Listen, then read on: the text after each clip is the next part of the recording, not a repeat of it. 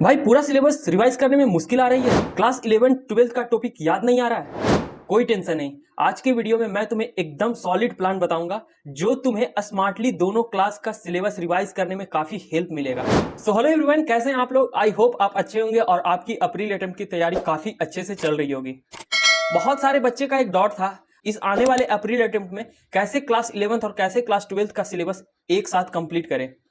तो यार आपके लिए एक स्मार्ट प्लान लेकर आए हैं कि कैसे आपको क्लास 11th का सिलेबस, क्लास 12th का सिलेबस एक साथ आपको कैसे तैयारी करना है ताकि आप अप्रैल अटेम्प्ट में एक अच्छे परसेंटाइल लेकर आ सकते हैं। ठीक है, तो आपके लिए एक प्रॉपर प्लान लेकर आए हैं। हमारी टीम इसमें बहुत मेहनत लगी है। आपको बस एक ही काम करना है, आपको बस चैनल को सब्सक्राइब करके जुड़े रहना है। साथ में नीचे डिस्क्रिप्शन में आपको व्हाट्सएप ग्रुप दिया हुआ है, आप उसे भी ज्वाइन कर लीजिए। ठीक है, तो चलिए फिर स्टार्ट करते हैं। So hey everyone, this is Shivam Raj. I have mentor more than 1000 of student in last year JoSAA and CSAB counselling, जो कि अभी टॉप के आईआईटीज, एनआईटीज, ट्रिपल आईटीज और जीएफटीआई कॉलेजेस में पढ़ रहे हैं। तो जो भी बच्चे अभी तक चैनल को सब्सक्राइब नहीं किए, चैनल को सब्सक्राइब करके जुड़ जाइए, क्योंकि आपको ये चैनल अभी से लेकर आपको काउंसलिंग तक, जब तक कि आपके रैंक के अकॉर्डिंग आपको बेटर कॉलेजेस नहीं मिल जाता है, आपको पूरी गाइडेंस मिलने वाली है। तो चैनल को जरूर सब्सक्राइब कर लीजिए और नीचे डिस्क्रिप्शन में आपको व्हाट्सएप ग्रुप दिया, आप उसे भी ज्वाइन कर लीजिए। ठीक है, तो चलिए फिर शुरू करते हैं। जैसे कि आप हमारे स्क्रीन पे देख रहे हो, how to revise class 11th and class 12 syllabus in 30 days. ठीक है यार, बच्चे के पास एक बहुत डाउट हो जाता है कि भैया मेरे पास अभी मात्र 40 से 45 दिन का टाइम बचा है अप्रैल अटेम्प्ट में, मैं आखिर कैसे तैयारी करूं कि मेरा क्लास 11th का भी सिलेबस कंप्लीट हो जाए, क्लास 12 का भी सिलेबस कंप्लीट हो जाए। तो आपके लिए बहुत ही सॉलिड प्लान लेकर आए हैं। आपको बस क्या करना है, आप अपना एक कॉपी और आप अपना एक पेन लेकर बैठे रहिए। ठीक है, जो मैं कुछ इंपॉर्टेंट पॉइंट्स आपको बोलूंगा आप उसको नोट डाउन करते जाइएगा। ठीक है, आपको बहुत हेल्प मिलने वाला है। जब ये वीडियो आपका कंप्लीट हो जाएगा ना, उस टाइम में आपको लगेगा कि नहीं, एक मेरे पास एक प्रॉपर प्लानिंग है और मैं इस प्लान के तहत मैं अगर काम करूंगा तो मेरा अप्रैल अटेम्प्ट में एक अच्छे परसेंटाइल स्कोर हो सकते हैं। ठीक है, मैं ये गारंटी नहीं कर रहा हूं कि आपके 99 परसेंटाइल आएंगे, बट मैं ये जरूर श्योरिटी के साथ कह सकता हूं कि अगर आप इस प्लान के तहत आप काम करते हैं तब आपका, मेरी श्योरिटी है कि आपको 95 परसेंटाइल से ऊपर आ जाएगी और आपको एक अच्छे एनआईटीज और ट्रिपल आईटीज में आपको बेटर कॉलेजेस के साथ आपको एक बेटर ब्रांचेस भी देखने को मिलेगा। ये मेरी गारंटी है। ठीक है, तो बस आप ध्यान से देखते जाइए। मैं आपके साथ 5 स्टेप में आपके साथ मैं कुछ पॉइंट को रखूंगा। सबसे पहला पॉइंट की बात करें तो आपको प्रायोरिटी वाइज आपको स्मार्ट रिवीजन करना है। कैसे आपको स्मार्ट रिवीजन करना है इसके बारे में मैं बताऊंगा। ठीक है, वहीं सेकंड स्टेप की बात करें तो आपके पास एक कैसा रिवीजन प्लान होना चाहिए, फिजिक्स, केमिस्ट्री, मैथमेटिक्स से रिलेटेड, वो मैं आपको सेकंड स्टेप में बताऊंगा। थर्ड स्टेप की बात करें तो सही स्टडी मटेरियल क्या होना चाहिए, इसके बारे में भी मैं आपको बताऊंगा कि आखिर बच्चे कौन से बुक से या फिर कौन सा मटेरियल्स यूज करें जहां से बच्चे वहां से रिवाइज करें, क्योंकि आपको भी पता है बहुत सारा क्वेश्चन है, बहुत सारा क्वेश्चन है। बोलने के लिए लोग बोल देते हैं 5 ईयर का क्वेश्चन आप कर लीजिए, बट क्या आपको लगता है कि आपको आने वाले 40 दिन, आपके 45 दिन में आप उतने सारे क्वेश्चन कर सकते हैं? ठीक है, तो ये पॉसिबिलिटी नहीं है। तो कौन सा मटेरियल को आप इसको यूज करना है वो सब कुछ आपको बताएंगे। चौथे नंबर पॉइंट की बात करें तो आपके पास टाइम मैनेजमेंट, ये बहुत बहुत मेजर इशू है। बच्चा यहीं पे फंसता है, आखिर वो अपना टाइम को मैनेज नहीं कर पाता है। एक दिन में आपको भी पता है 24 घंटे का टाइम होता है, आखिर उस 24 घंटे में कैसे यूटिलाइज करें कि मेरा ज्यादा से ज्यादा टाइम रिवीजन पे जाए, कंसेप्ट को क्लियर में जाए, पी बाई क्यू क्वेश्चन लगाने में जाए, या फिर जो हम क्वेश्चन प्रैक्टिस कर रहे हैं उसको कंसेप्ट को क्लियर करने में जाए। ठीक है, सब कुछ आपको बताएंगे।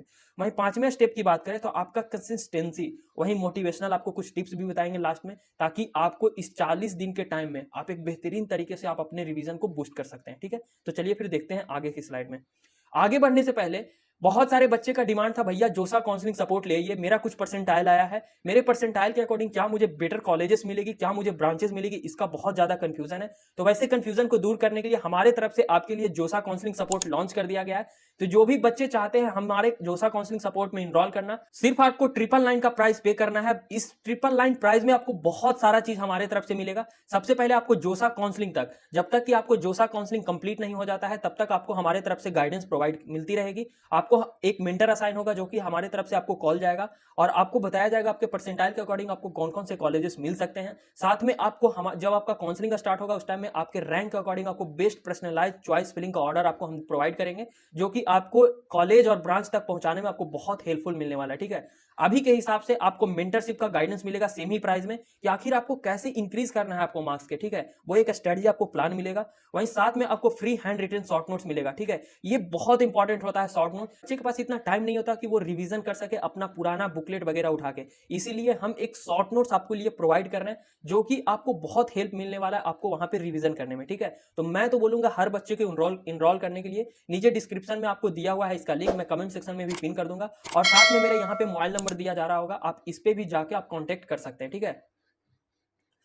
आगे बढ़ने से पहले सबसे पहले स्टेप 1 की बात करें तो आपको प्रायोरिटी वाइज आपका क्या स्मार्ट रिवीजन होने का तरीका होना चाहिए, ठीक है। आखिर आपको कैसे स्मार्ट रिवीजन आपको करना है, ठीक है, क्योंकि आपके पास फिजिक्स है, केमिस्ट्री और मैथमेटिक्स है, इसमें भी आपका क्लास 11th और क्लास 12th का है, ठीक है। तो इसके लिए हम आपको टॉप 10 हाई वेटेड चैप्टर आपको बताने वाले हैं, जो कि आपको अप्रैल अटेम्प्ट में उसको करके ही जाना है, ठीक है। सबसे पहले नंबर की बात करें तो आपका फिजिक्स की हम बात करने वाले हैं। आप इसका स्क्रीनशॉट लेकर रख लीजिए, जब मेरा वीडियो कंप्लीट हो जाएगा आप उस टाइम में आप अपने पेपर और पेन पे नोट डाउन कर लीजिएगा कि आखिर आपको फिजिक्स में ये 10 चैप्टर करके ही जाना है अप्रैल अटेम्प्ट में, ठीक है।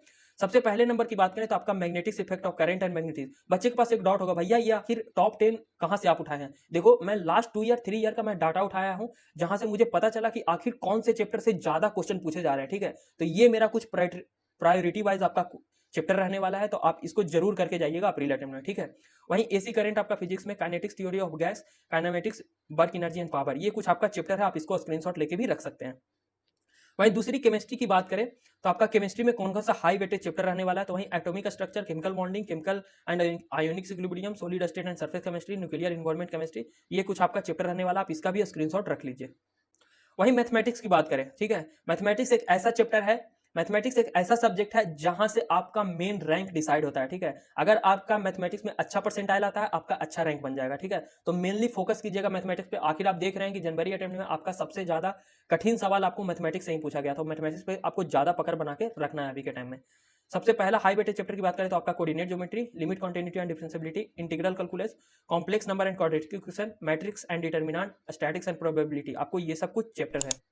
देखिए, जो मैं आपको फिजिक्स और केमिस्ट्री में टॉप 10 हाई वेटेज चैप्टर में बताया हूं, आप इसको कंप्लीटली करके ही जाइएगा। अगर आपको इसके करने के बाद आपके पास टाइम बचता है तो और भी आप चैप्टर को लगा सकते हैं, ठीक है। अब स्टेप 2 की बात करते हैं, क्रिएट एक किलर रिवीजन प्लान, ठीक है। आपके पास एक प्रॉपर रिवीजन प्लान होना चाहिए, ठीक है। आपके पास एक दिन में 24 घंटे का टाइम होता है, आखिर आपको वो 24 घंटा कैसे यूटिलाइज करना है वो मैं आपको बताता हूं। सबसे पहले देखिए, मैं एक एग्जांपल के तौर पे मैं आप बता रहा हूं यहाँ पे, आप इस चीज को चाहते हैं तो आप अपने तरीका से आप इसको मॉडिफाई कर सकते हैं, ठीक है, बट लेकिन आपका तरीका यही होना चाहिए। सुबह की बात करें तो आपको 1 से 1.5 घंटा टाइम आपको क्लास 12th के जितने भी टॉपिक्स हैं आपको उन पे फोकस करना है। देखिए, ठीक है, ऐसा मैं इसलिए बोल रहा हूं क्योंकि देखिए अभी बहुत सारे बच्चे का क्लास 12th का एग्जाम चल रहा होगा, वो अभी क्लास 12th का एग्जाम दे रहे होंगे, बोर्ड का एग्जाम दे रहे होंगे, तो उनका क्लास 12th का जो पोर्शन है वो काफी स्ट्रांग होगा अभी के टाइम में। तो अगर आप अभी इस टाइम में अगर आप रिवीजन के तौर पर अगर सुबह में आप इस चीज को यूटिलाइज करते हैं तो आपका क्विक रिवीजन होगा, बहुत जल्दी जल्दी आप उस चीज को रिमाइंडर के तौर पर आप उस चीज को रिवाइज कर सकते हैं, ठीक है। तो इसलिए मैं बोलता हूं कि सुबह के 1 से 1.5 घंटा टाइम आपको सिर्फ क्लास 12th के टॉपिक्स पे आपको ध्यान देना है, ठीक है। वहीं दोपहर की बात करें तो आपका 1 से 1.5 घंटा टाइम, या फिर आप मानो तो आप 2 घंटे भी टाइम यहाँ पे लगा सकते हैं, जिसमें आप क्लास 11th और क्लास 12th मिक्स करके आप यहाँ पे क्वेश्चन को लगा सकते हैं, ठीक है। आपको ये क्वेश्चन कहाँ से मिलेगा, तो आपका जो PYQ क्वेश्चन है ना, आप उसको यहाँ पे लगा सकते हैं, ठीक है। वहीं इवनिंग के टाइम की बात करें तो आपको 1 से 1.5 घंटा आपको क्लास 11th पे आपको फोकस करना है, ठीक है।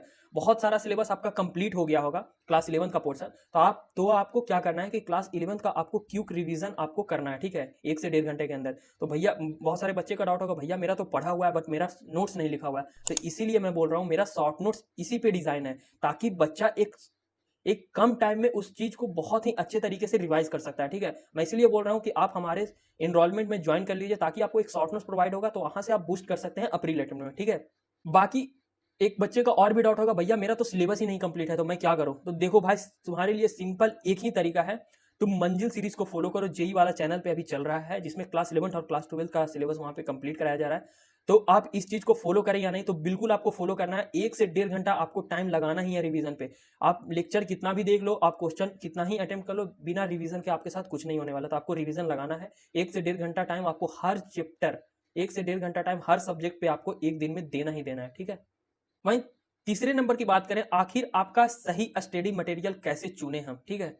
बच्चे के पास एक डाउट होता है, भैया क्या सही मटेरियल रहेगा अभी के टाइम में। देखो भाई, सिंपल वे में, अभी कोई नया बुक मत खरीदो, कोई नया कोई नया मॉड्यूल वगैरह पे अभी मत फोकस करो। जो तुम क्लास 11th के टाइम में जो स्टार्ट किए होगे वही मॉड्यूल को उठाओ, वही तुम PYQ क्वेश्चन को उठाओ और उसको कंप्लीट तरीके से करने का कोशिश करो। मैं ऐसा इसलिए बोल रहा हूँ कि मान लिया जाए अभी तुम नया कोई बुक वगैरह उठाते हो, और उठाने के बाद तुम उस कंसेप्ट के अंदर घुसते हो, और उसके अंदर घुसने के बाद तुम्हें बहुत ज्यादा कंफ्यूजन हो जाता है, तो पता है तुम्हारा क्या होगा, उस चैप्टर पे से तुम्हारा कमांड तो हटेगा ही, बट साथ में आपका क्या होगा कि आने वाला जो चैप्टर आप जो करेंगे, आप उसके अंदर भी आप अपना कॉन्फिडेंस को लो कर दीजिएगा। तो आपको ये गलती नहीं करना है। सही मटेरियल और को कैसे चुनाव करने में आपको सिर्फ एक ही चीज़ है, आपके पास PYQ क्वेश्चन होना चाहिए। लास्ट 20 ईयर का हो या फिर लास्ट 5 ईयर को, आपके पास PYQ क्वेश्चन होना चाहिए। PYQ क्वेश्चन का आपका पास बुकलेट होना चाहिए। दूसरे नंबर पॉइंट की बात करें तो आप जिस भी फैकल्टी को आप फॉलो कर रहे हैं, आपके उनका मॉड्यूल होना चाहिए। अगर आपके पास वो मॉड्यूल नहीं है तो आप जैसे फिजिक्स में SC वर्मा सर का आप बुकलेट वगैरह उठा सकते हैं, आप वहां से भी क्वेश्चन को कर सकते हैं। अगर उतना नहीं करना, आपके पास टाइम कम है, तो आप बस PYQ क्वेश्चन ही आप लगाओ, बस आप PYQ क्वेश्चन लगाओ, मेरी गारंटी आपका परसेंटाइल इंक्रीज होगा ही होगा। ठीक है, तो सिर्फ PYQ क्वेश्चन आपको लगाना नहीं है, आपको कैसे उस पर करना है, जो मैं आपको थोड़ा कमांड में उस पर आपको बताता हूँ। जैसे मान लिया जाए आप PYQ क्वेश्चन लगा रहे हैं, आपसे क्वेश्चन सोल्व नहीं हो रहा है, ठीक है, जैसे एग्जांपल के तौर पे आप 5 PYQ क्वेश्चन उठाए, 5 में से आपसे सिर्फ एक ही क्वेश्चन हो पाया, 4 क्वेश्चन नहीं हुआ, तो क्या आपको उस 4 क्वेश्चन को छोड़ना है? जी नहीं। आपको क्या करना है, जो आपका 4 क्वेश्चन है ना, आप उसको यूट्यूब से आप देखिए, कहीं स्टडी मटेरियल से उठाइए, कहीं से भी आप उसका सॉल्यूशन उठाइए। आखिर उस सॉल्यूशन को उठाने के साथ साथ आप उस पर ध्यान दीजिए, आखिर हमसे ये क्वेश्चन बन क्यों नहीं रहा था, आखिर इसमें कौन सा कंसेप्ट यूज हुआ है, कौन सा फॉर्मूला यूज हुआ है। ठीक है, और उस चीज को देखने के साथ आप उस क्वेश्चन को प्रैक्टिस कीजिए। ठीक है, प्रैक्टिस करने के साथ आपको एक चीज का पता हो जाएगा, आखिर इस क्वेश्चन में कौन सा फॉर्मूला लगा है, किस कंसेप्ट की बात हो रही है। ठीक है, तो आपको एक बेनिफिट यहाँ से ये होगा कि अगर आपको सेम टू सेम क्वेश्चन दे दिया जाएगा जेईई मेंस में, ऐसे भी आपको पता 40 to 45% क्वेश्चन रिपीट कर जाते हैं जेईई मेंस का, प्रीवियस ईयर का जेईई एडवांस क्वेश्चन या फिर जेईई मेंस का क्वेश्चन। ठीक है, तो आपका सेम टू सेम क्वेश्चन देगा, आपसे लग जाएगा। वहीं दूसरे पॉइंट की बात करें तो अगर आपको उसमें कुछ चेंजेस करके भी देता है तो भी आप वहां से कर लीजिएगा। तो आपको क्वेश्चन नहीं छोड़ना है, आपको क्वेश्चन को प्रैक्टिस करना है, चाहे आप उसको सॉल्यूशन ही क्यों ना आप देख के आप उस चीज को प्रैक्टिस कर रहे हो, बट प्रैक्टिस करने का तरीका थोड़ा अलग होना चाहिए। ठीक है, अब चौथे स्टेप की बात करें तो आपके पास टाइम मैनेजमेंट होना चाहिए, बहुत जरूरी है टाइम मैनेजमेंट। बिना टाइम मैनेजमेंट के आप जेई वगैरह करना बहुत मुश्किल हो जाता है, क्योंकि आपको भी पता है जेई में सिर्फ टाइम का ही खेला होता है। आपको भी पता है 3 घंटे का पेपर है, कैसे आपको 3 घंटे को मैनेज करना है, वही एक यहाँ पे खेला हो जाता है। बच्चा बच्चा अपना सारा कुछ लगा देता है, बच्चा अपना सिलेबस भी कंप्लीट कर लेता है, बच्चे के पास क्वेश्चन प्रैक्टिस भी हो जाते हैं, बट वो टाइम मैनेज नहीं कर पाते हैं। और यही कारण से क्या होता है कि जो अच्छे क्वेश्चन होते हैं, जहां से उनका करेक्ट क्वेश्चन हो सकता है एग्जामिनेशन हॉल में, वो छूट जाता है और बच्चा वहीं पे पैनिक हो जाता है, नेगेटिव मार्किंग वगैरह लग जाता है। तो टाइम मैनेजमेंट बहुत जरूरी है। आखिर इसको मैनेज कैसे करें वो मैं बताता हूँ।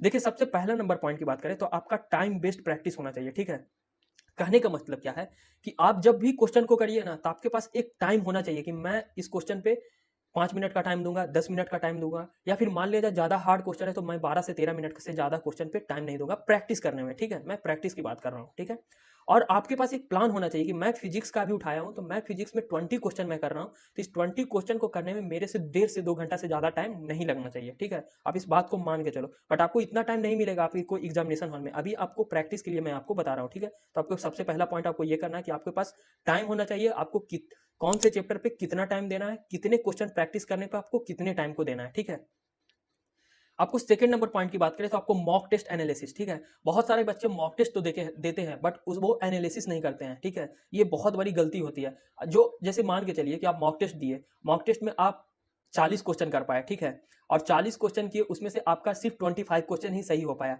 बाकी का जो क्वेश्चन है वो आपको सिर्फ गलत हो गया। तो बच्चा क्या सोचता है, चलो मेरे इतने मार्क्स तो मॉक टेस्ट में आ ही रहे हैं, मैं अगले मॉक टेस्ट की तैयारी करता हूँ, बट ऐसा नहीं है। आपको मॉक टेस्ट पे एनालिसिस करना है, आखिर जो बचा हुआ जो क्वेश्चन है, जो मेरे से गलती हुआ है, आखिर उसमें हम कहाँ पे चुके हैं। ठीक है, वो चीज आपको पता होना चाहिए। ठीक है, तो आपको उस पर मेनली ध्यान देना, आपको उस पर टाइमिंग देकर आपको उसको देखना है कि आखिर मेरे टाइम कहाँ पे लैप कर रहा है। ठीक है, आखिर मैं उस क्वेश्चन को क्यों नहीं कर पाया, कौन सा कंसेप्ट उसमें लगेगा, वो सब कुछ आपको इस पे ध्यान देना है, ताकि मे भी हो सकता है वही क्वेश्चन आपको उठा के जेईई मेंस के एग्जाम में दे दिया जाएगा, तो आप क्या करिएगा। तो इसीलिए मैं बोल रहा हूँ मॉक टेस्ट को एनालिसिस करना बहुत जरूरी है। ठीक है, और आप जितने भी मॉक टेस्ट दें, जितने भी क्वेश्चन करें, आपको फुल कॉन्फिडेंस के साथ रहना है। चलो ये क्वेश्चन मैं कर लिया हूँ, जैसे मान लीजिए आप सीक्वेंट एंड सीरीज का क्वेश्चन करें, तो आपको कॉन्फिडेंस होना चाहिए। ठीक है, मैं 20 क्वेश्चन लगा लिया सीक्वेंट एंड सीरीज से, अब मेरे पास ये कॉन्फिडेंस होना चाहिए कि मेरे इस टॉपिक से आएगा क्वेश्चन तो मैं लगा लूंगा। ठीक है, तो ये कॉन्फिडेंस होना चाहिए। ठीक है, वहीं तीसरे नंबर पॉइंट की बात करें तो revision of formula and concept, ये बहुत जरूरी हो जाता है। ठीक है,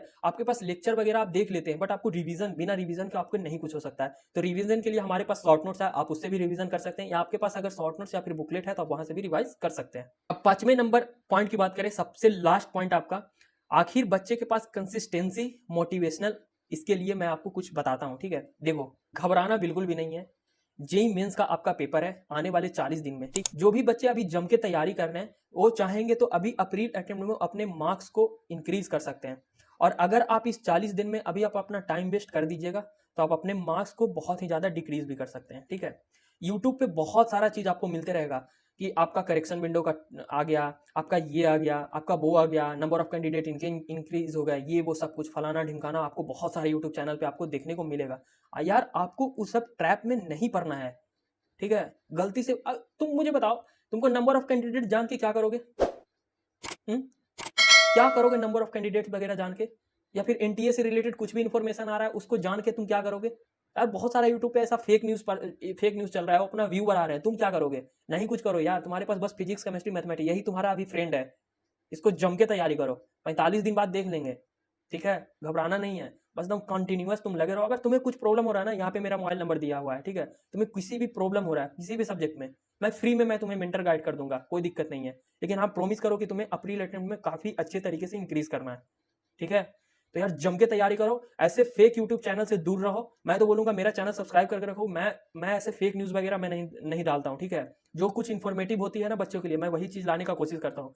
मैं क्लास 12 से रिलेटेड भी मैं सब्जेक्ट को लाता हूँ, क्लास 11 से रिलेटेड भी मैं लाता हूँ, जेई से भी रिलेटेड लाता हूँ, जेई एडवांस से भी रिलेटेड लाता हूँ, काउंसलिंग सपोर्ट से भी मैं रिलेटेड लाता हूँ। आखिर कैसे एनआईटीज, ट्रिपल आईटीज, जेएफटीआई, आईआईटीज वगैरह में कैसे एडमिशन होता है, क्या प्रोसेस होता है, सब कुछ मैं लाता हूँ। मैं ऐसा फेक न्यूज नहीं लाता हूँ कि नंबर ऑफ कैंडिडेट इंक्रीज हो गया, ये हो गया, वो हो गया। क्या तुम्हें क्या फायदा मिलेगा? कुछ नहीं फायदा मिलेगा। इसीलिए मैं बोल रहा हूँ चैनल को सब्सक्राइब करके जुड़ जाइए, क्योंकि आने वाले टाइम में आपको बहुत हेल्प मिलने वाला है, ठीक है। या फिर मेरा लास्ट का वीडियो जाकर तुम चेक कर सकते हो, मेरा कुछ ऐसा टॉपिक्स रहता ही नहीं है जिससे बच्चे को हार्मफुल हो सके, ठीक है। अगर अभी तक तुम चैनल को सब्सक्राइब नहीं किया हो तो चैनल को जरूर सब्सक्राइब करके जुड़ जाओ। नीचे डिस्क्रिप्शन में आपको व्हाट्सएप ग्रुप दिया हुआ है, आप उसे भी ज्वाइन कर लीजिए। और साथ में इनरोलमेंट के लिए जोसा काउंसलिंग का मेरा सपोर्ट भी दिया हुआ है, आप उसे भी 999 का चार्जेस को पे करके हमसे कनेक्ट हो सकते हैं, ठीक है। मिलते हैं फिर नेक्स्ट वीडियो में। अगर आपका कुछ डिमांड है तो नीचे कमेंट सेक्शन में जाइए और मुझे लिखिए। मैं कोशिश करूंगा अगले नेक्स्ट वीडियो में मैं उसी टॉपिक से रिलेटेड मैं वीडियो लाने का कोशिश करूंगा, ठीक है। मिलते हैं फिर नेक्स्ट वीडियो में, तब तक के लिए ओके बाय, थैंक यू।